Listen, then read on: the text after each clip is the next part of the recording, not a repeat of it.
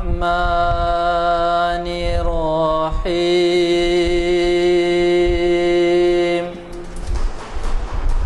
تبت يدا أبي لهب وتب ما أغنى عنه ماله وما كسب سيصلى نارا ذات لهب وامرأته حمالة الحطب في جيدها حبل من مسد صدق الله العظيم.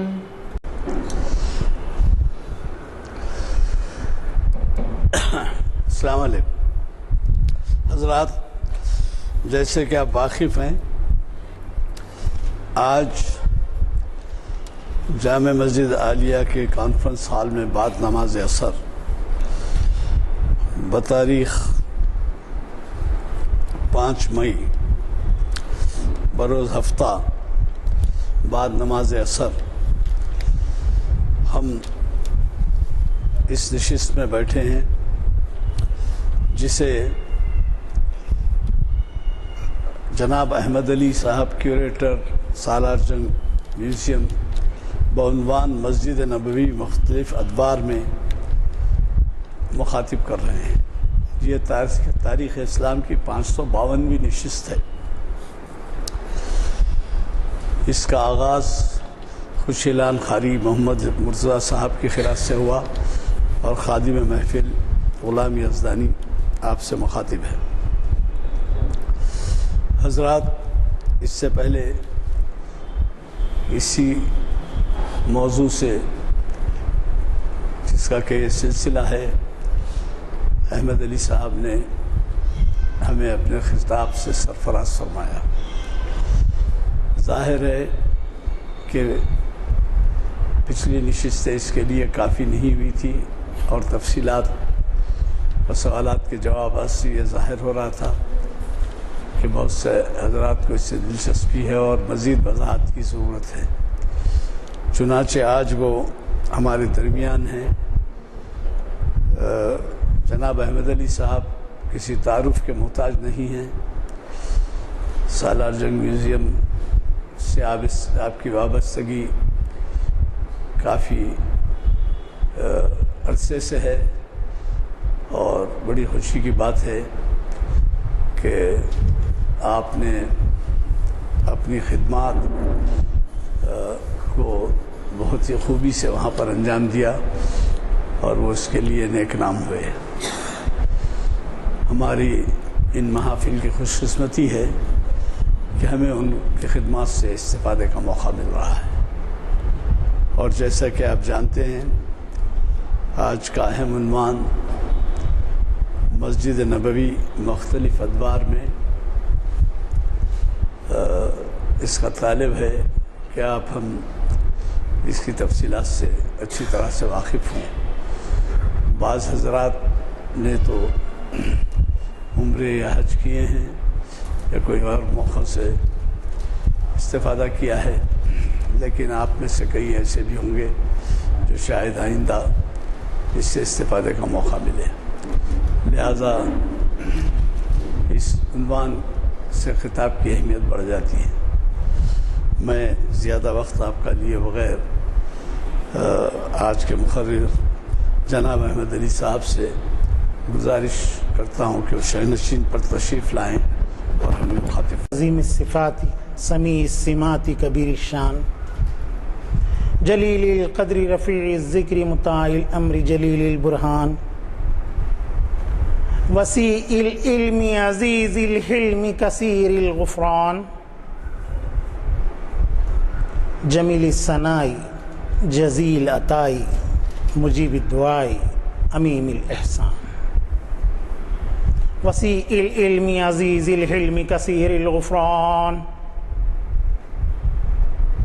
محمد الرسول اللہ علیہ الصلاۃ اللہ ہوا سید الکون سید الانس والجن ہوا رسول صادق وہو انسان کان اللہم صل وسلم وزد وبارک علیہ۔ حضرات، میں معافی کا خواستگار ہوں، دراصل مجھے وہ پاور پوائنٹ پریزنٹیشن بنانا نہیں آتا، کمپیوٹر کی کوئی نالج نہیں ہے، یہ کام دوسرے اصحاب کا ہے، وہ وعدہ کرتے ہیں کہ اس بار دیں گے لیکن وہ تکمیل نہیں ہو سکا، اس وجہ سے میں آپ کو وہ پاور پوائنٹ پریزنٹیشن پیش کرنے سے معذرت خواہ ہوں، لیکن ضرور میں کروں گا۔ آئندہ جو بھی پروگرام رہے گا اس میں وہ پاور پوائنٹ پریزنٹیشن کا جو ہے میں ممکنہ طور پہ کوشش کروں گا۔ خدا نہ خواستہ آئندہ پروگرام میں اگر وہ نہیں ہو پاتا ہے تو چونکہ میری سیریز اس موقع پر ختم ہونے والی ہے، اس وقت میں آپ کو تصاویر تو میں فراہم کر سکتا ہوں، میں تصاویر یہاں پر جو ہے ذرا بڑی سائز کے بنوا کر یہاں پر چسپاں کر کے میں آپ کو سمجھانے کی اس کے ذریعے سے کوشش کروں گا۔ آج کا میرا عنوان مسجد نبوی صلی اللہ علیہ وسلم سے متعلق ہے۔ حضرات، مدینۃ النبی صلی اللہ علیہ وسلم حضرت نوح کے بعد سے ہی یہ شہر آباد ہوا اور یثرب کے نام سے جانا جاتا تھا۔ حضرت نوح علیہ السلام کی 5ویں یا 6ٹھی نسل میں یثرب نام کا ایک شخص گزرا ہے جو سب سے پہلے یہاں پر آباد ہوا تھا، اسی کے نام سے یہ یثرب کہلاتا تھا۔ رسالت مآب صلی اللہ علیہ وسلم جب ہجرت کر کے مکے سے مدینہ تشریف لے گئے تو آپ نے اس نام کو بدل دیا اور یہ شہر مدینۃ النبی صلی اللہ علیہ وسلم کہلاتا۔ یثرب کے بعد مدینہ شریف میں جو اقوام آباد ہوئیں وہ یہودی النسل تھے۔ نصر بخت ایک یہودی حکمران تھا بابل کا۔ 580 پر 9 عیسوی میں جب اہل یہود وہاں پر فساد برپا کرنے لگے تو اس نے اہل یہود کو وہاں سے نکال دیا اور وہ سب کے سب آ کر مدینۃ النبی میں قیام کر لیے، اور اس شہر میں اس طرح سے یہودیوں کی آبادی بڑھ گئی۔ نبی کریم صلی اللہ علیہ وسلم ہجرت کے بعد جب یہاں پر تشریف لائے تو آپ نے یہود اور نصارہ کے ساتھ ایک اجتماعی میٹنگ مقرر فرمائی اور اس میں یہ بات طے ہوئی کہ اگر مدینے پر کوئی دوسرے لوگ حملہ آور ہوتے ہیں تو ویسی صورت میں مسلمان، یہود اور نصارہ سب مل کر ان کا مقابلہ کریں گے۔ چنانچہ یہ معاہدہ طے پا گیا اور جو ہے اس کے اوپر عمل آوری بھی شروع ہوئی، لیکن کچھ عرصے کے بعد جب جنگ بدر کا واقعہ ہوا تو اس میں یہود کے کچھ قبائل سازشیوں سے جا ملے، اہل مکہ سے جا ملے اور مسلمانوں کو نقصان پہنچانے کی کوشش کی۔ نبی کریم صلی اللہ علیہ وسلم کو یہ بات ناگوار گزری اور آپ نے انہیں اس معاہدے کی روگردانی کرنے پر سزا بھی دینے کا اعلان کیا۔ چنانچہ پہلے تو معاف کر دیا گیا، جنگ خیبر کے بعد جب ان کا وہی رویہ رہا تو اس وقت ان کو جو ہے سزا دینے کی کا آپ نے فیصلہ کیا، اس کا میں آگے ذکر کروں گا۔ تو پہلے ہم آتے ہیں مسجد نبوی کے پاس۔ مسجد نبوی صلی اللہ علیہ وسلم جو تعمیر ہوئی ہے یہ پہلی ہجری میں ہوئی، اور سن عیسوی کے اعتبار سے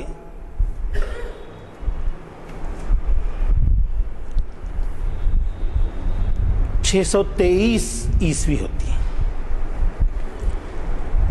تو پہلی مرتبہ مسجد نبوی کی تعمیر 623 عیسوی میں، لیکن رسالت مآب کے اس مسجد کو تعمیر فرمانے سے پہلے ہی مہاجرین اور انصار اس مقام پر مصعب بن عمیر رضی اللہ تعالیٰ عنہ کی امامت میں نماز ادا کیا کرتے تھے، اور اس وقت مسلمانوں کا قبلہ بیت المقدس تھا، رخ ادھر ہی ہوا کرتا تھا۔ اور 623 میں رسالت مآب نے اپنے دست مبارک سے مسجد کی چوکھنڈی جو ہے تعمیر فرمائی۔ آپ خود نفس بنفیس مسجد نبوی کی تعمیر کے اندر حصہ لیتے رہے، اور صحابہ کبار اور خلفائے راشدین وغیرہ بھی اس کے اندر آپ کے ساتھ مکمل طور پر برابر کے ساتھ شریک رہے۔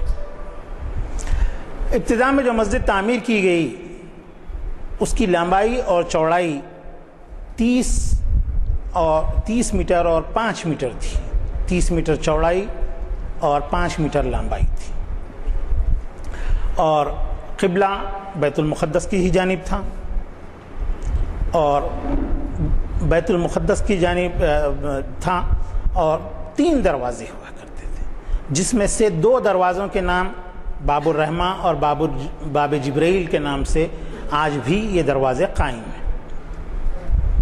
اور مسجد کا دالان 3 رواقوں پر مشتمل تھا۔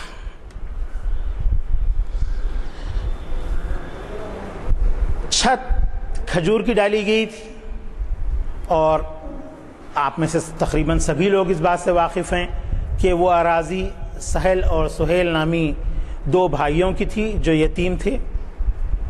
نبی کریم صلی اللہ علیہ وسلم نے وہ اراضی ان سے جب حاصل کی تو انہیں معاوضہ دینا چاہا، لیکن اہل مدینہ اس کے لیے راضی نہیں ہوئے۔ بالآخر نبی کریم صلی اللہ علیہ وسلم کے اصرار پر ان لوگوں نے ان یتیم بچوں کو مسجد کا لیے جو اراضی حاصل کی گئی تھی وہ ادا فرمائی لگوائی۔ تو پہلی مسجد کی یہ تعمیر ہوئی، اور عریش یعنی جھونپڑی نما تھی یہ، اس کا کوئی پختہ چھت نہیں تھا اور دیواریں بھی پختہ نہیں تھی، بس آدمی کے خط سے کچھ کم دیواریں تھیں،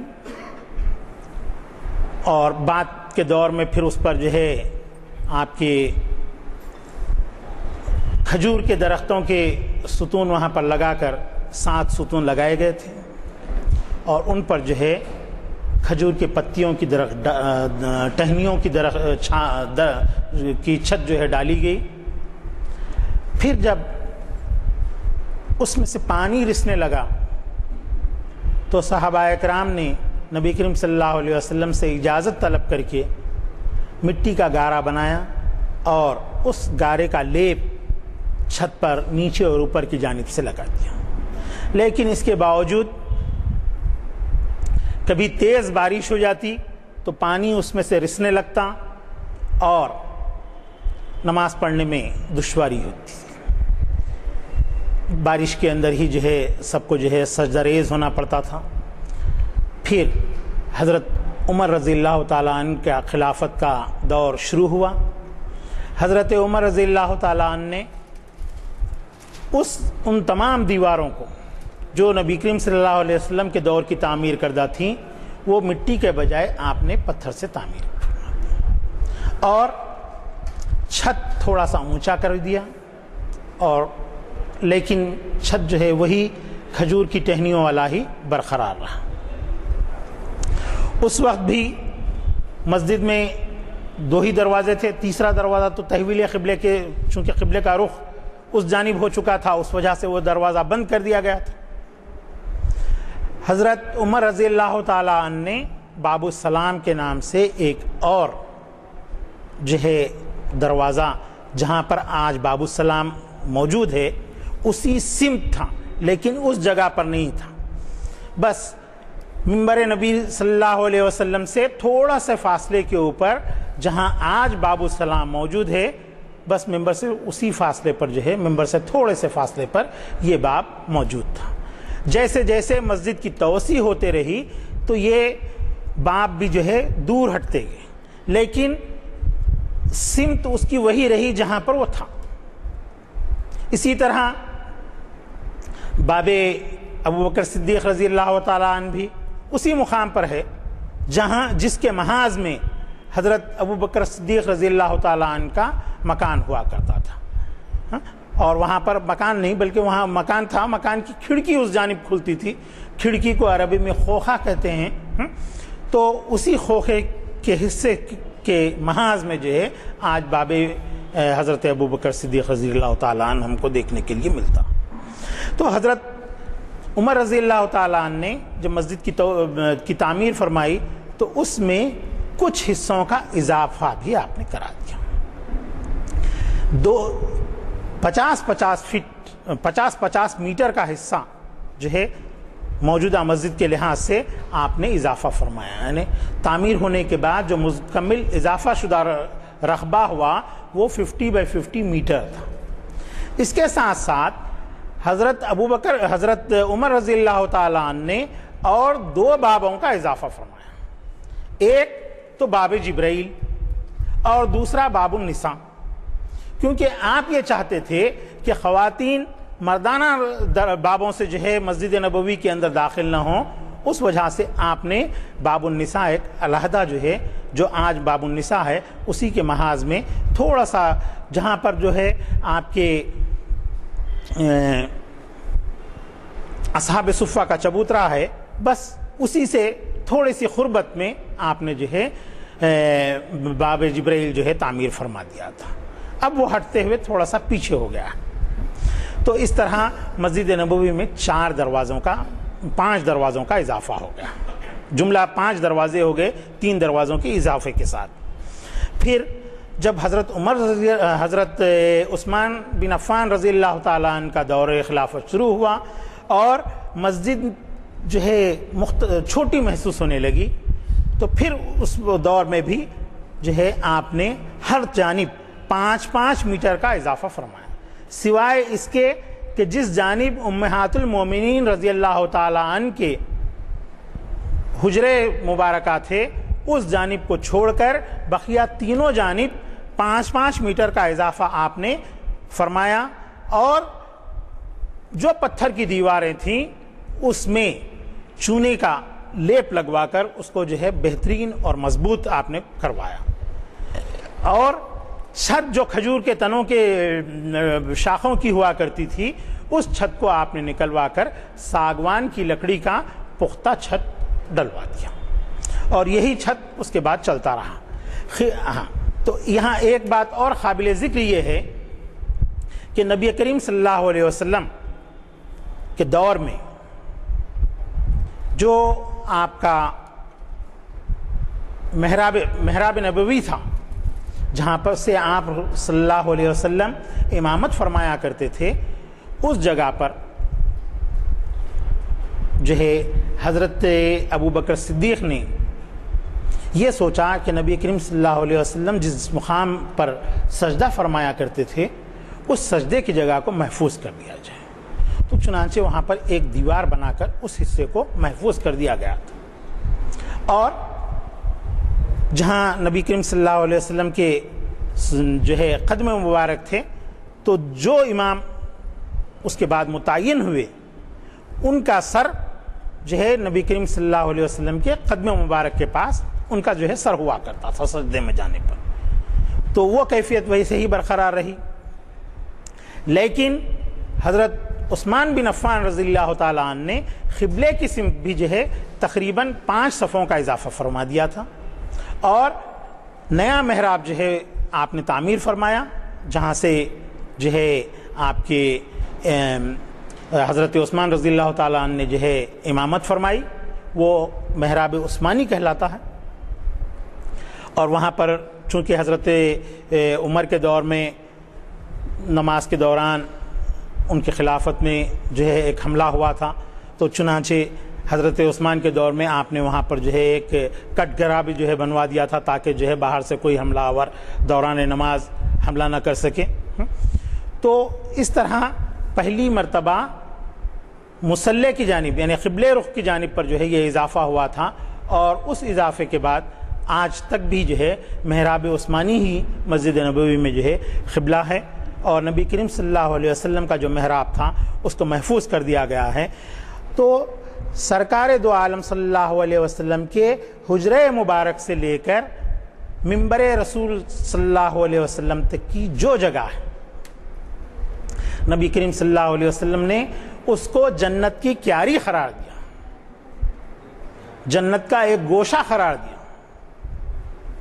اور اس علاقے کے اندر نماز پڑھنے کی فضیلت بہت زیادہ ہے، اور اس کو ریاض الجنہ کا نام دیا گیا۔ آج بھی جو لوگ عمرہ اور حج کے لیے یا وہاں پر عبادات کے لیے زیارتوں کے لیے جو جاتے ہیں، وہاں پر آپ دیکھیں گے کہ حجرہ نبی صلی اللہ علیہ وسلم سے لے کر منبر رسول صلی اللہ علیہ وسلم تک کے علاقے میں جو جانماز بچھائی جاتی ہے وہ سبز رنگ کی ہے، بقیہ دوسرے تمام علاقوں کے اندر جو جانماز بچھائی جاتی ہے وہ سرخ رنگ کی قالین ہے۔ تو اس حصے کو دیکھ کر آپ اندازہ کر سکتے ہیں۔ اس کے علاوہ ستونوں سے بھی نشاندہی ہوتی ہے۔ نبی کریم صلی اللہ علیہ وسلم کے علاقے کے دور میں جو ستون کھجور کے تنوں کے جو ہے لگائے گئے تھے، جس پر جو ہے مسجد نبوی کی چھت ہوا کرتی تھی، وہ ستون مختلف ناموں سے جو ہے جانے جاتے ہیں۔ ستون حنانہ ہے، ستون عائشہ ہے، ستون سریر ہے۔ تو اس طرح سے 7 ستون وہاں پر تھے۔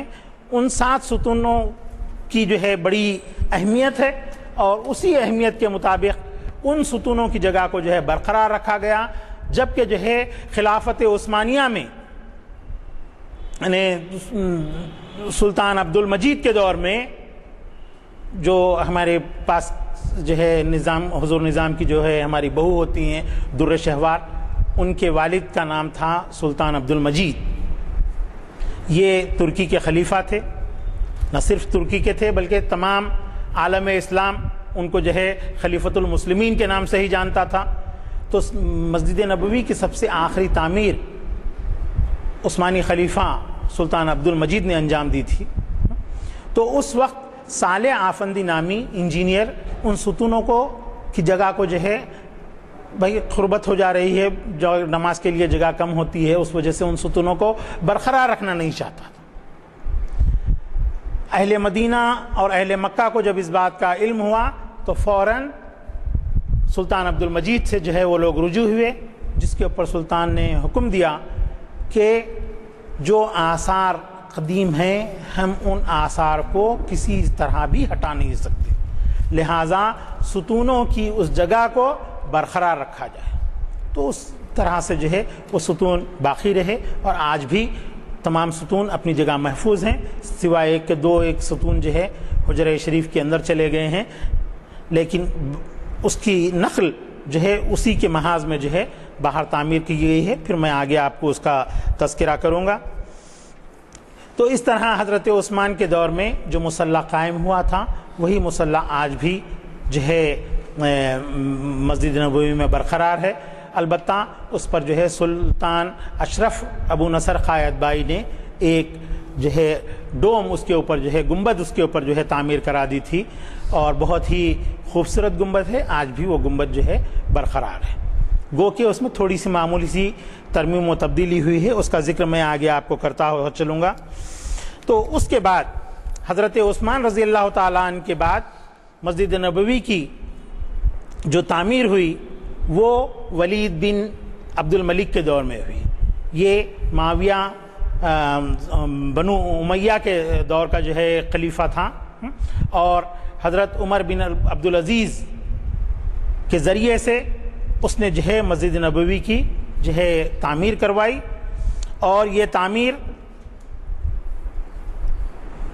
آپ کی سن نے لکھا، میں معافی چاہتا ہوں، تو بہرحال 80 یا 90 ہجری کے درمیان میں جو ہے یہ تعمیر انجام پائی تھی، کیونکہ ولید بن عبد الملک کا دور خلافت وہی ہے، تو اس دور میں یہ تعمیر ہوئی۔ خلیفہ عبد الملک نے مسجد نبوی کی تعمیر بہت ہی اعلیٰ اور عمدگی کے ساتھ کروائی۔ اس کے لیے دنیا کے اچھے سے اچھے معماروں کو اس نے طلب کیا، پھر ان معماروں کو بھی اس نے ناپسند کیا، اور روم کے شہنشاہ سے، چونکہ روم کے معمار اس دور میں عمارات کی تعمیر میں بہت ہی ممتاز مقام رکھتے تھے، تو ولید بن عبد الملک نے شاہ روم سے معمار طلب کیے۔ اس نے 40 ماہرین تعمیرات کو جو ہے اس کام کے لیے متعین کیا، اور اپنی جانب سے سونے کی زنجیریں مسجد نبوی کے لیے اس نے جو ہے بھجوائیں، اور مسجد نبوی کی اثر نو مکمل طور پر جو ہے تعمیر ہوئی، اور پتھروں کے ستون جو ہے بنائے گئے۔ چونکہ وہ پتھر کے ستون اندر سے کھوکھلے تھے، تو ولید بن عبد الملک نے اس کے اندر لوہے کی سلاخیں اور سیسا پگھلوا کر جو ہے اس میں بھروایا تھا۔ بہت ہی مضبوط ستون رہے، اور اس کے بعد کی جو تعمیرات ہوئی ہیں اس میں معمولی سی تبدیلی ہوئی ہے، چونکہ یہ ستون ایسے مضبوط اور اعلیٰ پائے کے بنائے گئے تھے کہ اس کو ختم نہیں کیا جا سکا۔ اور پھر تمام دیواروں پر سنگ مرمر لگایا گیا، اور مختلف جگہوں پر رنگین پتھریں لگا کر مسجد کو مرصع و مزین کیا گیا، اور دروازوں کے جو چوکھٹے تھے اس پر تذہیب کاری کی گئی، یعنی سونے کا کام کروایا گیا۔ اس طریقے سے ایک اعلیٰ اور معیاری کا تعمیری کام حضرت عمر بن عبدالعزیز کے ذریعے سے جو ہے کے ذریعے سے ولید بن عبد الملک نے مسجد نبوی کے لیے جو ہے تعمیر کروایا، جو ایک طویل عرصے تک جو ہے وہی تعمیرات باقی رہیں۔ ماں بعد اس کے کہ جو ہے چھت کے اندر معمولی سی تبدیلیاں آتی رہیں۔ چھت بھی جو ہے ولید بن عبد الملک نے جو تعمیر کروایا تھا وہ بھی ساگوان کا تھا، لیکن پہلے جو حضرت عثمان رضی اللہ تعالیٰ عنہ کے دور میں جو چھت تھا وہ ایک ہی چھت تھا۔ ولید نے موسم سے جو ہے، چونکہ گرمی زیادہ ہوتی ہے، موسم کے اثرات سے مصلیوں کو محفوظ رکھنے کے لیے اس نے ڈبل چھت ڈلوا دی تھی، تو اس طریقے سے 2 چھت ہو گئے تھے۔ اس کی وجہ سے مسجد میں جو ہے بہت زیادہ ٹھنڈک جو ہے وہاں پر محسوس کی جاتی تھی۔ لیکن اس کے بعد ہوا یہ کہ آپ کے سن 881 ہجری میں، چونکہ اس دور میں الیکٹریسٹی نہیں تھی، مسجد میں خنادیل لگائی جاتی تھی، تو قندیل لگانے کے لیے ایک مشعل جو مزدور وہاں پر لگا رہا تھا، مسجد کا جو خادم لگا رہا تھا، اس سے وہ قندیل کے اندر جو تیل تھا وہ تیل بہہ گیا، اور جس مشعل سے وہ آگ لگا رہا تھا وہ مشعل بھی اس کے ہاتھ سے ہیبت میں چھوٹ گئی، جس کی وجہ سے مسجد نبوی کی چھت مکمل طور پر جل گئی۔ حالانکہ اہل مدینہ اس کو بجھانے کے لیے بہت کوشش کیے، لیکن وہ اس کے باوجود بھی چھت مکمل طور پر جل گئی۔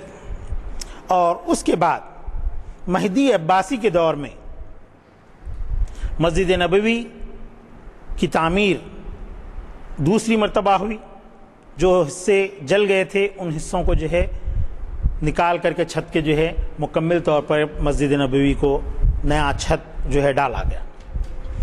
اور پھر اس کے بعد 1483 عیسوی میں صدر مؤذن شمس الدین مینار رئیسہ میں اذان دے رہے تھے، اس وقت بجلی گری تھی، اور اس بجلی کی چھت سے زد سے بھی جو ہے چھت لکڑی کی تھی، اس مرتبہ بھی جل گئی تھی۔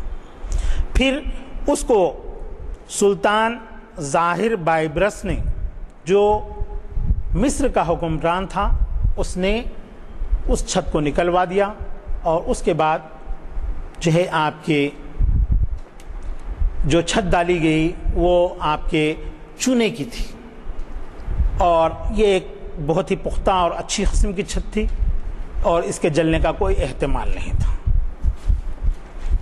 اس کے بعد آپ کے سلطان عبد المجید،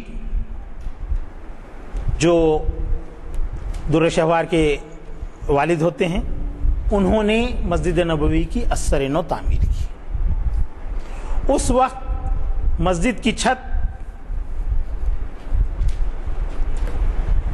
چھت جب انہوں نے دوبارہ تعمیر کی تو 12 میٹر بلند کر دی، اور آج بھی مسجد نبوی کی وہی چھت برقرار ہے، اور مسجد نبوی کا وہ قدیم حصہ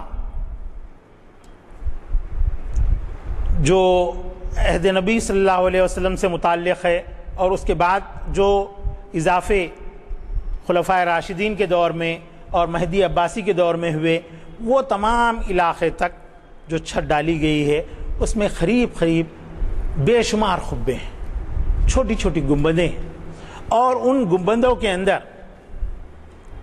آپ دیکھیں گے مختلف بیل بوٹے اور پھلوں کے جو ہے ڈیزائن بنائے گئے ہیں، ساتھ ہی ساتھ اس کے وہاں پر آپ کے قرآنی آیات بھی اس کے اوپر مزین کی گئی ہیں، اور یہ تعمیر ہو کر جو تقریباً جو ہے آپ کے 150 سال کا عرصہ ہو رہا ہے، آج بھی آپ اس کی چمک دمک اور روشنائی کو دیکھتے ہیں تو ایسا محسوس ہوتا ہے کہ بس 1-2 روز قبل ہی جو ہے ہم وہ پینٹ اس کے اوپر کیے ہیں۔ کیوں اس کی یہ حالت ہے؟ دراصل وہاں پر جو رنگ استعمال کیے گئے ہیں وہ قدرتی رنگ، سنتھیٹک کلر نہیں۔ وہاں پر بلو کلر جو آپ کو دیکھنے کے لیے ملے گا، اس کو انگریزی میں کہتے ہیں لیپس لازولی، میرا جہاں تک خیال ہے زبرجد کہتے ہیں اردو میں۔ ایک بہت ہی قیمتی پتھر ہوتا جو اودے رنگ کا، نیلے رنگ کا ہوتا، اس پتھر کو پیس کر اس کا صفوف بنا کر پھر اس میں بائنڈنگ میڈیا گم عرب ملا کر اس کو جو ہے استعمال کیا جاتا۔ کئی ایک قرآنی نسخے بھی اس رنگ کے ذریعے سے تحریر کیے گئے ہیں، حالانکہ وہ نسخے لکھ کر کے جو ہے 400-500 سال کا عرصہ ہو گیا ہے، لیکن جب ہم کلام مجید کے ان صفحات کو کھولتے ہیں تو اس کی چمک دمک روشنائی اتنی منور ہوتی ہے کہ آنکھیں خیرہ ہو جاتی۔ تو وہی رنگ وہاں پر استعمال کیے گئے۔ کلام مجید کی جن آیات کو وہاں پر تحریر کیا گیا ہے وہ سونے کے اوراق سے لکھی گئی، سونے کے پانی سے لکھی گئی ہیں۔ اکثر لوگوں کا یہ تصور ہوتا ہے کہ وہ سونے کا پانی، اب سونے کا پانی بنانا بولے تو صاحب سونے کو پگھلانا پڑتا، سونا اگر پگھل گیا تو لوہے اگر پگھل گیا اور ہم یہ لکڑی کے اوپر یا اپنے ہاتھ کے اوپر ڈالتے ہیں تو سوراخ بن جائیں گا اور نیچے سے نکل جائیں گا، تو پھر سونے کا پانی کس طرح سے بنتا ہے؟ تو وہ ایسا پانی بھی نہیں ہے کہ جو ہمارے پاس سونار لوگ جو ہے آپ کے چاندی کے اوپر جو ہے سونے کا پانی چڑھا دیتے ہیں، اس نوعیت کا بھی یہ پانی نہیں ہوتا۔ دیکھیے مٹھائیوں کے اوپر چاندی کا ورق لگا ہوا تو آپ لوگ دیکھیں گے، سونے کا ورق بھی کچھ بزرگ حضرات یہاں پر ہیں وہ لوگ دیکھے ہوں گے، دوا ساز کے پاس آج بھی ملتا ہے، ایک ورق کی قیمت جو ہے 250 سے 300 روپے تک ہوتی ہے۔ اس ورق کے ذریعے سے سونے کی روشنائی بنائی جاتی ہے، اور اس کا طریقہ یہ ہوتا ہے کہ سونے کے ورق کو ہاون دستے میں ڈال دیا جاتا ہے اور دستے سے جو ہے اس کو پیستے ہیں۔ تو اب پیسنے جائیں گے آپ تو جو ہے پھر سونا جو ہے وہ پتلا ورق جا کے موٹی ایک گڈی بن جائیں گی آپ کو، تو اس کے لیے جو موٹا نمک ہوتا نا کھانے کا اپنے، وہ سمندری نمک، وہ نمک اس کے اندر ڈالتے ہیں اور پیستے جاتے ہیں۔ تو تقریباً 1 مہینہ پیسنے کے بعد وہ صفوف صحیح طور پر صفوف بنتا ہے روشنائی بنانے کے لیے. نمک ڈالتے جاتے ہیں, گھستے جاتے ہیں, نمک ڈالتے جاتے ہیں, گھستے جاتے ہیں. اس کے بعد اب اس میں نمک کی زیادتی ہو جاتی ہے تو پھر کیا کیا جاتا ہے, اس کو اٹھا کر کے جو ہے ایک بکٹ کے اندر ڈال دیتے ہیں. نمک پورا وہاں پر گھل جائے گا. پھر اس کے بعد وہ صفوف جو ہے نیچے تہہ میں جمع ہو جاتا ہے. اس تہہ میں سے جو ہے اس صفوف کو لے لیتے ہیں, پھر نمک ڈالتے ہیں, ہون دستے میں اس کو گھستے جاتے ہیں. تو اس طرح 1 مہینہ گھسنے کے بعد وہ صفوف حاصل ہوتا ہے. اس کے بعد اس صفوف کو گم عرب میں, عرب گوند جو ہوتی ہے اس گوند کے اندر ڈبا کر کے میں ڈال دیا جاتا ہے. اس کے بعد برش سے یا قلم سے اٹھا کر تحریر کیا جاتا ہے. تو اس طریقے سے جو ہے وہ تحریر انجام دی گئی تھی. ایک طریقہ اس کا یہ تھا. دوسرا, جہاں پر نقاشی کی گئی ہے اس نقاشی کی جگہ پر جو ہے سونے کے ورق کو ایز اٹ از پیسٹ کر دیا جاتا ہے. گم عرب لگا دیتے ہیں, اس کے بعد ورق وہاں پر لگا دیتے ہیں. پھر اس ورق پر اور 1-2 لیئر ورق کی لگاتے ہیں. اس کے بعد عقیق کا جو پتھر ہوتا ہے ہم انگوٹھیوں کے اندر لگا کر پہنتے ہیں, اس عقیق کے پتھر کو لے کر اس کو سیخل کرتے ہیں, رب کرتے ہیں, گھستے جاتے ہیں. جتنا گھستے جائیں گے اتنا اس کی چمک کے اندر اضافہ ہو جاتا ہے. اور زمانے کے کسی بھی قسم کے حوادث سے کا اس کے اوپر اثر نہیں ہوتا. اگر چاندی کا ورق رہا تو ماحول کے اثرات سے وہ متاثر ہوتا ہے, سونے کے ورق کو کچھ بھی نہیں ہوتا. تو مسجد نبوی میں آپ دیکھیں گے کہ قبلے کے رخ پر 4 لائنوں کے اندر وہاں لکھاوٹ آپ کو نظر آئیں گی. قبلے کے رخ پر محراب عثمانی کے پاس میں, تو اس میں 3 آیات قرآن مجید کی ہیں, 3 لائن. چوتھی لائن نیچے جو دی گئی ہے اس پہ اسماء نبوی صلی اللہ علیہ وسلم ہیں, رسول اکرم صلی اللہ علیہ وسلم کے 99 صفاتی نام ہیں جو خط نصب کے اندر جو ہے تحریر کیے ہوئے ہیں. اور یہ سب کے سب جو ہے آپ کے تذہیب کاری ہے, یعنی سونے کے کام سے, سونے کا کام اس میں کیا گیا. اطراف میں اس کو سجانے کے لیے شنگرف وغیرہ کا بھی استعمال کیا گیا ہے. شنگرف بھی ایک بہت ہی قیمتی پتھر ہوتا ہے جس کو ہم آپ کی انگوٹھیوں وغیرہ کے اندر اتنا سا ٹکڑا لے کر کے لگا لے کر کے جو ہے بھئی ہم اتنی قیمتی انگوٹھی کے پہننے والے ہیں, زمرد کی انگوٹھی لوگ پہنتے ہیں. تو وہاں پر بھی جو ہرا رنگ آپ کو نظر آ رہا ہے وہ ہرا رنگ زمرد کا بنا ہوا. تو عثمانی خلفاء نے مسجد نبوی کی تزئین اور آرائش کے لیے جو چیزیں وہاں پر استعمال کی ہیں وہ بہت ہی قیمتی چیزیں تھیں. یہی وجہ ہے کہ آج 150 برس کا عرصہ گزر جانے کے باوجود ہم جب اس کو دیکھتے ہیں تو بس ایسے محسوس ہوتا ہے کہ یہ کام آج ہی کیا گیا. 150 برس. یہ خلفاء عثمانی, ہمارے در شہوار کے والد خلیفہ عبد المجید کی آخری تعمیر ہوئی سو ہے. اس تعمیر کے بعد وہ جو خبے ہیں مسجد نبوی کے چھوٹے چھوٹے جس میں سے ہوا آنے کے لیے جو ہے رکھے گئے تھے, آج کل تو اس کو شیشہ لگا کر کے بند کر دیا گیا ہے چونکہ مسجد مکمل طور پر ایئر کنڈیشن کر دی گئی ہے. تو وہ حصوں کو تمام جو ہے اس کے اندر جو ہے ان خبوں کے اندر قرآنی آیات, بیل بوٹے اور مختلف اقسام کے میوے وغیرہ بھی اس کے اندر بنے ہوئے ہیں. وہ تمام کی آرائش ان پتھروں کے ذریعے سے, قیمتی پتھروں کے ذریعے سے کی گئی. تو بہت ہی نادر و نایاب کام خلفائے عثمانیہ, خلافت عثمانیہ کے ذمہ داروں نے مسجد نبوی کے لیے کیا ہے. تو میں دراصل آپ کو مسجد نبوی کے تعلق سے بتاتے ہوئے تھوڑا سا ادھر آگے بڑھ گیا. تو جب مسجد نبوی کی تعمیر آخری مرتبہ خلفائے عثمانیہ نے کی تھی تو مسجد کی تعمیر کے لیے مدینہ شریف کے پاس ابیار علی, حضرت علی کے کنویں, ان کنووں کے پاس ویسے پورے مکے کے اندر جو ہے تلاش کی گئی کہاں مناسب پتھر ملتا ہے, اس پتھر کو لے کر کے جو ہے مسجد نبوی کی تعمیر کے اندر استعمال کیا جائے.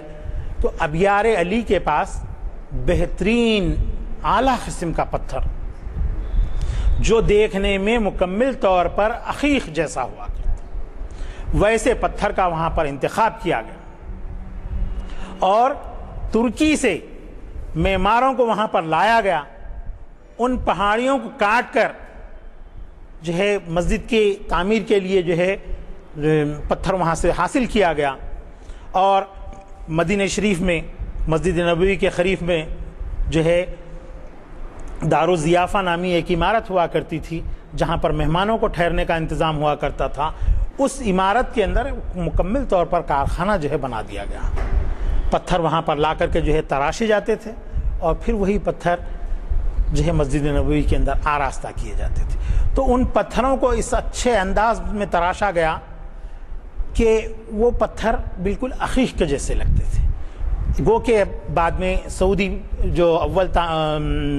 سعودی حکمرانوں کی جو پہلی توسیع ہوئی، اس موقع پر جو پتھر ان لوگوں نے جدید عمارت کے لیے تعمیر کیا تھا، یہ پتھر کو سیخل کر کے ان لوگوں نے جو عقیق کا رنگ دے دیا تھا، اور خود آپ کے ستونوں کے اوپر بھی وہی عقیق کا رنگ تھا، اور وہ سنگ عقیق کے ذریعے سے ہی بنایا گیا رنگ تھا، تو اس کو ان لوگوں نے اس سے ملتا جلتا کرنے کے لیے جو ہے سعودی حکمرانوں نے اس کے رنگ کو جو ہے تبدیل کر دیا۔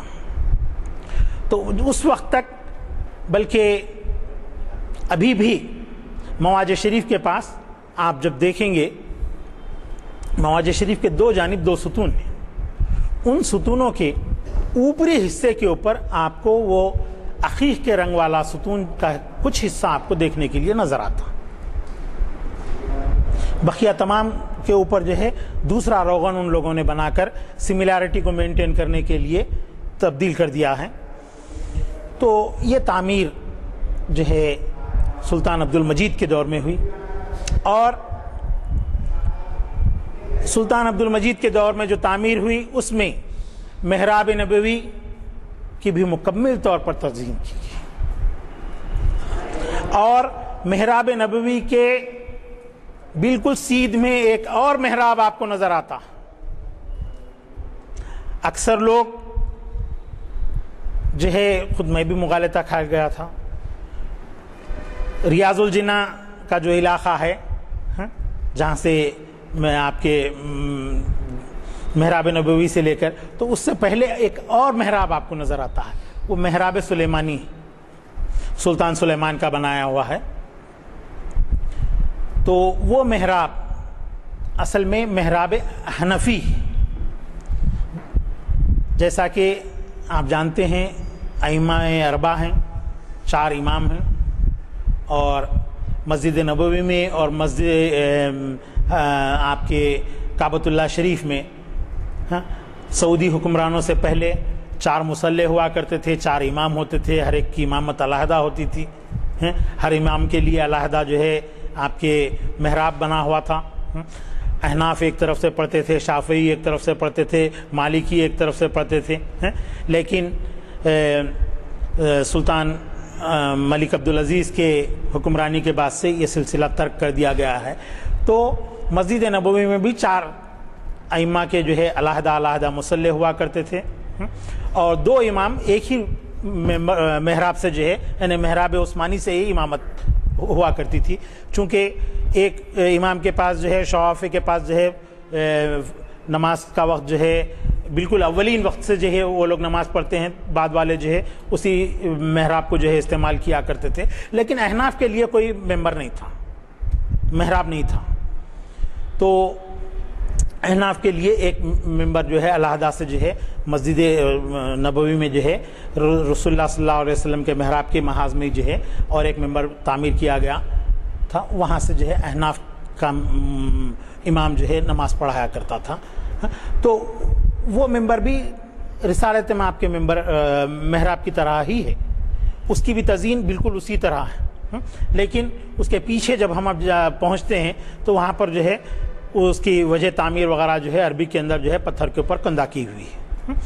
تو اسی محاذ میں وہ دونوں محرابوں کو سلطان عبد المجید نے جو ہے بہترین آرائش کروائی۔ اسی طرح جو آپ کے ممبر شریف ہے، یہ بھی جو ہے آپ کے سلطان سلیمان کا بھیجا ہوا ہے، یہ بھی جو ہے ترکی کے خلافت عثمانیہ کے ایک حکمران تھے، ان کا بھیجا ہوا ممبر ابھی بھی استعمال ہو رہا ہے۔ تو میں یہ کہہ رہا تھا کہ مسجد نبوی کے یہ جو تزئین ہوئی، اس تزئین کے وقت آپ کے محراب عثمانی کی بھی جو ہے تزئین کی گئی، اور آج تک بھی وہی تزئین جو ہے برقرار ہے۔ البتہ محراب عثمانی کے اوپر جو گنبد تھا وہ سلطان منصور بن قلاوالدین کا بنا ہوا تھا، وہ گنبد جو ہے مسمن تھا، یعنی 8 پہلو تھا۔ اس کی جو ہے خلفائے عثمانیہ نے اس کی جو ہے تزئین نو کی اور اس کی شکل کو جو ہے بدلا ہے، ماباقی اس کے علاوہ دیگر تعمیرات کے اندر کوئی اور اصل تبدیلی نہیں ہوئی۔ تو اس طرح محراب سلیمانی کو بھی جو ہے کی آرائش کی گئی، محراب نبوی کی ہوئی اور محراب عثمانی کی ہوئی۔ ساتھ ہی ساتھ محراب تہجد، حجرہ شریفہ، نبی کریم صلی اللہ علیہ وسلم کا جو حجرہ ہے، بالکل اس کا آخری حصہ جہاں اس کے بعد سے جو ہے آپ کے اصحاب صفہ کا چبوترا شروع ہوتا ہے، وہاں پر قرآن شریف رکھنے کے لیے 2 الماریاں رکھی گئی آج موجودہ دور میں۔ ان الماریوں کے پیچھے محراب تہجد، جہاں پر نبی کریم صلی اللہ علیہ وسلم تہجد کی نماز ادا فرمایا کرتے تھے۔ یہ محراب تہجد خلفائے عثمانیہ کا ہی آرائش کردہ ہے، اور مکمل طور پر یہ جو ہے سنگ عقیق کے اندر جو ہے بنایا گیا۔ چونکہ وہاں پر سامنے 2 الماریاں رکھی ہوئی ہیں، وہ آپ کو دیکھنے کے لیے نہیں ملتا ہے، میں انشاءاللہ اس کی تصویر آپ کو یہاں پر جو ہے فراہم کروں گا۔ اور اسی طرح ایک اور محراب ہے، وہ حجرہ شریفہ کے اندر ہے، محراب فاطمہ کہلاتا۔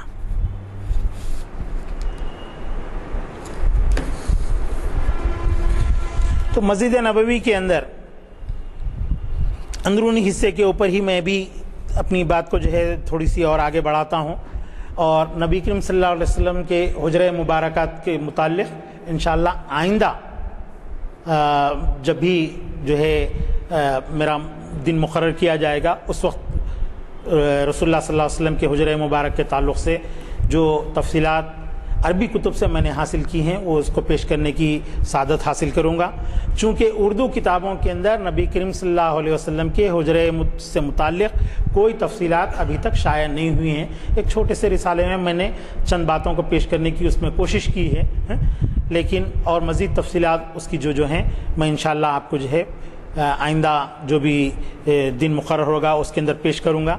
تو نبی کریم صلی اللہ علیہ وسلم کے عہد سے متعلق چند باتیں جو ہے بیان میں مجھ سے چھوٹ گئی تھیں، میں اس کو پیش کرنا چاہتا ہوں۔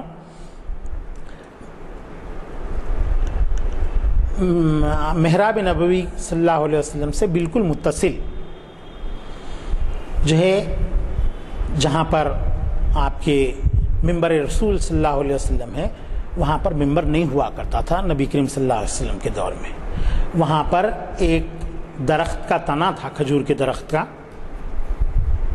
نبی کریم صلی اللہ علیہ وسلم اس کھجور کے تنے کا سہارا لے کر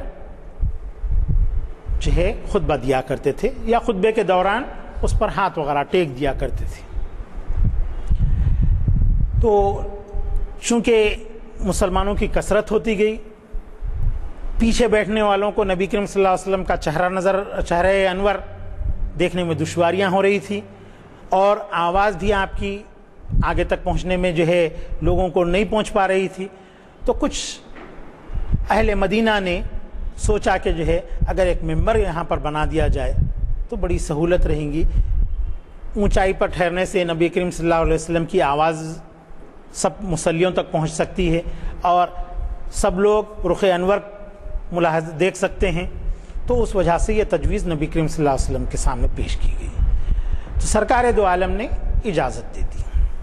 تو 3 سیڑھیوں کا ایک ممبر وہاں پر بنا کر، جھاؤ کی لکڑی کا ایک ممبر بنا کر وہاں پر رکھا گیا، جس کی ہر سیڑھی کی چوڑائی 1 فٹ تھی، اور اوپر کا حصے کی چوڑائی کچھ زیادہ تھی 1.5 فٹ تک، جس پر نبی کریم صلی اللہ علیہ وسلم کھڑے بھی رہتے تھے، اور جب دوسرے خطبے کا وقفہ ہوتا تو اسی پر تشریف فرماتے بھی تھے۔ یہ ممبر وہاں پر جھاؤ کی لکڑی کا رکھا گیا، تو اس وقت جب وہ تنے کو وہاں سے کاٹا گیا تو ایک عجیب و غریب اضطراب کی کیفیت پیدا ہوگی۔ وہ تنا چلا چلا کر رو رہا تھا۔ وفا کا مصنف بیان کرتا ہے کہ وہاں سے جو آواز آ رہی تھی ایسی آ رہی تھی کہ ایک گابھن اونٹنی اپنے بچے کو کی پیدائش سے پہلے جس طرح سے چلا چلا کر کے چیختی ہے، وہ آواز اس درخت کے اندر سے آ رہی تھی۔ تو وہ درخت رو رہا تھا۔ نبی کریم صلی اللہ علیہ وسلم جو ہے خطبے سے رک گئے اور اس کے اوپر اپنا ہاتھ آپ صلی اللہ علیہ وسلم نے پھیرا اور اس کو دلاسا دیا۔ تو دراصل وہ ممبر تیار ہو جانے کے بعد وہ درخت یہ محسوس کیا کہ اب نبی کریم صلی اللہ علیہ وسلم کا دست مبارک میرے اوپر نہیں رہنے والا ہے اور مجھے یہاں سے نکال دیا جائے گا، کہیں پھینک دیا جائے گا۔ تو وہ اس طرح سے چلا چلا کر کے رو رہا تھا۔ کئی ایک صحابہ کبار نے اس آواز کو جو ہے سنا ہے، اور خود نبی کریم صلی اللہ علیہ وسلم نے خطبے کو روک کر اس درخت کے اوپر جو ہے اپنا ہاتھ پھیرا تھا۔ بالآخر آپ صلی اللہ علیہ وسلم کے دلاسا دلانے کے بعد اس کی آواز کے اندر کمی آئی، اور پھر آپ نے اس درخت کو اسی جگہ پر تدفین کرنے کا حکم دیا۔ تو تنے کو کاٹ کر کے جو ہے وہیں پر دفن کر دیا گیا، اور پھر وہاں پر جو ہے ممبر، وہ 3 سیڑھیوں والا ممبر رکھا گیا۔ اور یہ ممبر جو ہے حضرت ابوبکر صدیق بھی اسی کے اوپر جو ہے خطبہ دیا کرتے تھے، لیکن جس سیڑھی کے اوپر جو ہے آپ صلی اللہ علیہ وسلم تشریف رکھتے تھے، آپ اس سے ایک سیڑھی نیچے ٹھہر کر کے جو ہے آپ نے جو ہے خطبہ دیا۔ حضرت عمر رضی اللہ تعالیٰ عنہ بھی اسی طرح سے کیے۔ حضرت عثمان رضی اللہ تعالیٰ عنہ بھی جو ہے اسی طرح تک جو ہے کرتے رہے، لیکن اس کے بعد آپ نے جو ہے پہلی سیڑھی پر جو ہے اپنے خدمے مبارک رکھی۔ لوگوں میں اعتراض ہوا، مگر آپ نے جو ہے اس سلسلے کو جاری رکھا۔ جب حضرت امیر معاویہ کی حکومت شروع ہوئی تو اس وقت خلیفۃ المسلمین مدینے کے بجائے جو ہے آپ کے کوفہ کے اندر رہتے تھے۔ تو خطبہ دینے کے لیے جو شخص کھڑا ہوا تو اس کے وقت پھر وہی مسئلہ پیدا ہو رہا تھا، تو بالآخر وہ تیسری سیڑھی کے اوپر ٹھہر کر کے جو خطبہ دینے لگا۔ اس پر بھی چند لوگوں کو اعتراض ہوا کہ بھئی تیسری سیڑھی پر خلیفہ حضرت عثمان رضی اللہ تعالیٰ عنہ نے کھڑے ہو کر کے خطبہ دیا تھا۔ تو جب حضرت معاویہ زیارت نبی صلی اللہ علیہ وسلم کے لیے تشریف لائے تو آپ نے اس خصوصیت کو سنا اور ایک نیا ممبر آپ نے جو ہے بنوا دیا جس میں 9 سیڑھیاں تھیں، اور اس میں حکم دیا کہ 4تھی سیڑھی تک ہی کوئی بھی خطیب ٹھہر کر کے اپنا خطبہ دے سکتا۔ تو اس طریقے سے وہ ایک مسئلہ وہاں پر حل ہو گیا۔ اب اس کے بعد جو ہے ممبر شریف، میں ممبر کی ہی بات کرتا ہوں، باقی دوسرے مسائل کو پھر ہم آگے دوسرے وقت میں لیں گے۔ تو یہ ممبر ایک لمبے عرصے تک جو ہے چلتا رہا۔ بالآخر 881 ہجری میں جب مسجد نبوی کو میں آتش زنی کا واقعہ ہوا تھا تو یہ ممبر بھی جل گیا۔ تو پھر سلطان قلادون جو مصر کا حکمران تھا اس نے نیا ممبر بنا کر کے بھیجا۔ دوسری آتش زدگی میں وہ بھی ختم ہو گیا، وہ بھی جل گیا۔ اس کے بعد سلطان ابو نصر قائدبائی نے ایک بہترین ممبر سنگ مرمر کا بنوا کر بھجوایا اور وہ ممبر وہاں پر لگا رہا۔ بالآخر ترکی خلیفہ سلیمان اول نے ایک بہترین اور اعلیٰ قسم کا ممبر جو ہے بنا کر کے بھیجا، جو آج بھی موجود ہے۔ آج جو موجودہ ممبر ہے وہ سلطان سلیمان کا بھیجا ہوا ممبر ہے، جس کی 12 سیڑھیاں ہیں 3 सीढ़ियाँ बाहर की जानिब हैं, 9 सीढ़ियाँ दरवाजे के अंदर के हिस्से पर हैं, और इसके ऊपर जो है एक छोटा सा बहुत ही खूबसूरत गुंबद बना हुआ, और इसकी आराइश व तज़ीन जो है आपके सोने के औराक से की गई है, और मुख्तलिफ रंगों का भी इसके अंदर इस्तेमाल किया गया। ये मिंबर आज भी मस्जिद नबवी में मौजूद है। तो जब ये मिंबर यहाँ पर आया तो सुल्तान ख़ायत बाई का भी बहुत ही खूबसूरत मिंबर वहाँ पर मौजूद था। तो अहले मदीना ने बाहमी तौर पर यह मशवरा किया कि अब चूँकि 2 मिंबर हो गए हैं, लिहाजा सुल्तान ख़ायत बाई का भेजा हुआ मिंबर जो है मस्जिद खुबा को रवाना कर दिया जाए। तो वो मिंबर मस्जिद खुबा को जो है भेज दिया गया। और एक 5 मिनट 35 है। हाँ, तो इस तरह से ये मिंबर का सिलसिला जो है यहाँ पर ख़त्म हुआ। तो मैं इसके साथ ही साथ आपको सुतूनों के ताल्लुक़ से आगे बताता हुआ चलूँ। तो सुतून हन्नाना 7 सुतून हैं जुमला, और आज भी वो 7 सुतून बरकरार है। ये बहुत ही खुशबूदार जो है सुतून था, चूँकि यहाँ पर एक अतर हुआ करता था। नबी करीम सल्लल्लाहु अलैहि वसल्लम और असहाब किबार उस मुकाम पर एक अतर लगाया करते थे, और उस सुतून को भी जो है उन लोगों ने अतर लगाया था। तो चूँकि बहुत ही खुशबूदार था तो हन्नाना कहलाया ये सुतून। और दूसरा सुतून हज़रत आयशा के नाम से मंसूब है। ये सुतून क़िबले से और मिंबर से जो है हुजरे शरीफ की तरफ जानिब जो है 3रे नंबर पर आता है। तो इस सुतून के ताल्लुक़ से मुख्तलिफ़ रिवायात हैं। अगर कोई इस सुतून के पास नमाज पढ़ने की अहमियत से वाकिफ़ हो जाए तो हज़रत आयशा फरमाती हैं हज़रत आयशा रज़ियल्लाहु ताला अन्हा कि लोग खुरा डालने लगेंगे कि जो है खुरा में मेरा नाम निकले और मैं इस मुकाम पर जो है नमाज पढ़ सकूँ। तो इस सुतून की जो है ये अहमियत है।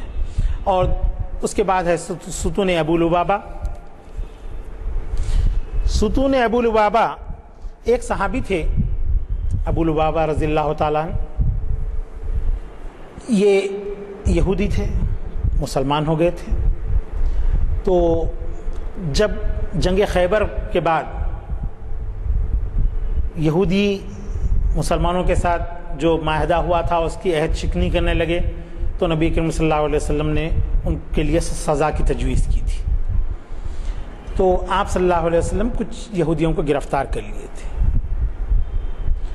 का हुक्म दिए थे, वो गिरफ़्तार होकर के क़ैद में थे मुसलमानों की। तो नबी करीम सल्लल्लाहु अलैहि वसल्लम उन लोगों से जो है 2 किस्म की बात चाहते थे कि या तो अहद शिकनी को ख़त्म करें और उसका जो है जज़िया वगैरह दें, या फिर जो फ़ैसला हमारा रहेगा उसके लिए तैयार रहें। तो नबी करीम सल्लल्लाहु अलैहि वसल्लम बोले कि मैं इसके लिए तुम लोगों को वक्त देता हूँ, तुम लोग सोच लो, अगर किसी से मशवरा करना चाहते हैं तो मशवरा कर लो। तो उन लोगों ने अपने हम मज़हब होने के नाते से साबिक़ा हज़रत अबू लुबाबा का नाम पेश किया कि हम उनसे मशवरा चाहते हैं। नबी करीम सल्लल्लाहु अलैहि वसल्लम ने इजाज़त दे दी। तो चूँकि पुरानी रिश्तेदारियाँ थीं, सब लोग जो है रोने लगे हज़रत अबू लुबाबा के आने के बाद, और कहा कि अगर हम रसूलुल्लाह सल्लल्लाहु अलैहि वसल्लम से जो है कि सज़ा को अगर कबूल करते हैं तो हमारे लिए क्या फ़ैसला होगा। तो एकदम जो है हज़रत अबू लुबाबा का हाथ उड़ गया, ऐसे बता दिया, यानी तुम कत्ल कर दिए जाओगे। बस उसके ऊपर वो लोग जो है भिपर गए थे, और हज़रत अबू लुबाबा वो सुन करके वो बोल करके जो है नबी करीम सल्लल्लाहु अलैहि वसल्लम से मिले बगैर मस्जिद नबवी आ गए। और उनको जो है जब ख्याल पैदा हुआ कि मैं नबी करीम सल्लल्लाहु अलैहि वसल्लम के साथ गद्दारी किया हूँ, तो वो आकर के जो है उस सुतून के साथ अपने आप को बांध ली और कहा कि जब तक अल्लाह रब्बुल इज़्ज़त मुझे माफ़ नहीं करता, मेरी सज़ा पूरी नहीं होंगी, मैं इसी सुतून से लिपटा पा रहा हूँ। तो चुनांचे वो इसी सुतून से वैसे ही लिपटे रहे। نبی کریم صلی اللہ علیہ وسلم انتظار میں تھے کہ جو ہے اب آئیں گے ابو لبابہ، آپ جواب دیں گے، لیکن آپ نہیں پہنچے۔ بعد میں جو ہے تمام کیفیت آپ کو معلوم ہو گئی اور اللہ رب العزت نے بھی آپ کو جو ہے اس واقعے کے سے مطلع فرما دیا تھا۔ تو لوگوں نے کہا کہ ابو لبابہ اپنے آپ کو یہ سزا دے لیا ہے، لہٰذا آپ تشریف لائیں اور اس کی سزا کو معاف کریں۔ تو انہوں نے کہا کہ ابو لبابہ اگر اسی وقت مجھ سے رجوع ہوتے تو میں اللہ سے ان کو رجوع کر کر اس کی معافی دلوا دیتا تھا، لیکن چونکہ وہ خود اپنے طور پر سزا تجویز کر چکا ہے لہٰذا میں اس میں کوئی چیز نہیں کرتا۔ تو بالآخر آپ ایسے ہی رہے۔ رمضان کا مہینہ تھا، حضرت ابو سلمہ کے حجرے میں جو ہے نبی کریم صلی اللہ علیہ وسلم تشریف فرما تھے۔ اس وقت آپ کو وہی نازل ہوئی کہ ابو لبابہ کی جو ہے غلطی کو اللہ رب العزت نے معاف کر دیا۔ تو ام سلمہ رضی اللہ تعالیٰ عنہ نے کہا کہ کیا میں اس کی اطلاع دے دوں؟ تو نبی کریم صلی اللہ علیہ وسلم نے کہا کہ ٹھیک ہے، چونکہ اس وقت تک پردہ نافذ نہیں ہوا تھا۔ حضرت ام سلمہ نے وہاں سے آواز دی کہ اے ابو لبابہ، اللہ رب العزت نے تمہاری جو ہے غلطیوں کو معاف کر دیا ہے۔ تو وہ کہنے لگے کہ جب تک نبی کریم صلی اللہ علیہ وسلم مجھ کو نہیں کھولیں گے میں ایسے ہی ستون سے بندھا رہوں گا۔ تو اس ستون سے اسی طرح سے بندھے رہے۔ بالآخر فجر کی نماز کے وقت نبی کریم صلی اللہ علیہ وسلم پہنچے اور آپ کو جو ہے آزاد کیا۔ تو اس ستون کی یہ اہمیت ہے۔ اس کے بعد ہے ستون سریر۔ یہ ستون سریر وہاں پر نبی کریم صلی اللہ علیہ وسلم کی جو ہے اعتکاف کے موقع پر جو ہے وہاں پر چٹائی آپ کی بچھائی جاتی تھی، وہ ستون کا نام سریر اسی وجہ سے پڑا۔ اور اس کے بعد ستون وفود ہے، جہاں پر مختلف مقامات کے وفود آ کر کے جو ہے آپ صلی اللہ علیہ وسلم سے ملاقات کرتے تھے۔ یہ ستون حجرہ شریفہ کے اندر آ گیا ہے اور کچھ حصہ اس کا اندر چلے جانے کے بعد پھر بعد کی تعمیرات میں جو ہے اس کی محاذ میں جو ہے ستون کا کچھ حصہ جو ہے باہر کی جانب بنا دیا گیا ہے۔ تو اس طرح سے ان ستونوں کا اور مسجد نبوی کے مختلف علاقوں کا تذکرہ تو آپ کے بیان کر چکا ہوں۔ اب رسول اللہ صلی اللہ علیہ وسلم کے حجرے سے متعلق بیان ہے۔ تو چونکہ نماز کا وقت قریب آ رہا ہے اور وہ حجرہ شریفہ کے تعلق سے جو ہے کم از کم ایک 45 منٹ کا وقت درکار ہوتا ہے۔ تو حجرہ شریفہ عہد نبوی میں کیسا تھا اور پھر اس میں کیا کیا چیزیں رہی ہیں۔ حجرہ شریفہ میں آج 3 قبور موجود ہیں۔ روضہ اطہر نبی کریم صلی اللہ علیہ وسلم کا جو ہے، خلیفہ اول سرکار دو عالم حضرت عمر، اور چوتھی ایک خبر کی جگہ باقی ہے وہاں پر، جس میں حضرت عیسیٰ ظہور ہونے کے بعد پھر آپ کی تدفین وہاں پر عمل میں آئے گی۔ اس طریقے سے 4 جگہ 4 قبور کی جو ہے وہاں پر جگہ موجود ہے۔ تو حجرہ شریفہ کا کیا منظر ہے، کب کب کس نے دیکھا ہے؟ دراصل عام طور پر لوگوں میں یہ ہے کہ حجرہ شریفہ کھلا ہے، چند مخصوص حضرات اندر جا سکتے ہیں، ایسا نہیں ہے۔ حجرہ شریف چاروں طرف سے بند ہے، مکمل طور پر اندر جانے کے لیے کوئی راستہ نہیں۔ پھر وہ چوکونی مربع جو کمرہ بنا ہوا ہے اس کی شکل کعبۃ اللہ شریف کے جیسی، وہی پتھر استعمال ہوا ہے اسی طرح کا۔ تو حضرت عمر بن عبدالعزیز نے یہ سوچا کہ کہیں بعد کے مسلمان اسی کو کعبہ شریف نہ سمجھیں۔ اس کے بعد آپ رضی اللہ تعالیٰ عنہ نے کیا کیا، اس کے اطراف ایک اور دیوار بنوا دی۔ وہ دیوار 5 رخی، یعنی 3 طرف سے یہ 3 دیواریں آ گئیں، دوسری جانب ایسے وی شیپ بنا دیا اس کو، تاکہ کعبہ شریف کا تصور لوگوں کے ذہن میں نہ آئے۔ تو اس حجرہ مبارک کے تعلق سے مزید تفصیلات آپ کو انشاءاللہ تعالی آئندہ کے پروگرام کے اندر پیش کرنے کی سعادت حاصل کروں گا۔ اور جو ہے حجرہ شریفہ کے اندرونی مناظر جن حضرات نے دیکھے تھے، اس کیا کیفیت ان لوگوں نے بیان کی ہے، وہ عربی کتب سے میں نے حاصل کی ہے، میں اس کو پیش کروں گا انشاءاللہ تعالی۔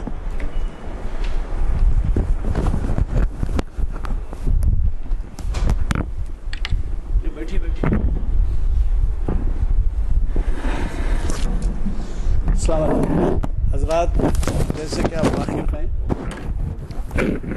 ہمارے اس اعلامیہ نمبر 431 کے مطابق 7 مئی یعنی پیر کے دن پرسوں آپ ہی کے جانے پہچانے مقرر حافظ اسحاق القادری صاحب ہمیں موت کا اسلامی تصور کے عنوان سے مخاطب فرمانے والے ہیں۔ مولانا کی صلاحیتوں سے آپ بخوبی واقف ہیں۔ ان کا خطاب غیر معمولی دلچسپی کا ہوتا ہے، معلوماتی ہوتا ہے، اخبارات بھی بہت نمایاں طور پہ اس کو جگہ دیتے ہیں۔ مجھے قوی توقع ہے کہ شریعت انفارمیشن سروس کی 444ویں نشست ہوگی، وہ آپ ضرور اس سے استفادہ کریں۔ 7 مئی پیر کے دن بعد نماز عصر۔ اسی طریقے سے 9 مئی کو پیام انسانیت اور کلام اقبال ڈاکٹر یوسف اعظمی مخاطب کریں گے چہارشنبے کے دن، اس کا بھی خیال رکھیے، اس میں بھی ضرور شرکت فرمائیے۔ میں دعا کی گزارش کروں۔ اللہم صلی علی سیدنا مولانا محمد بعدد من صلی اللہ علیہ وسلم، صلی علی سیدنا مولانا محمد بعدد من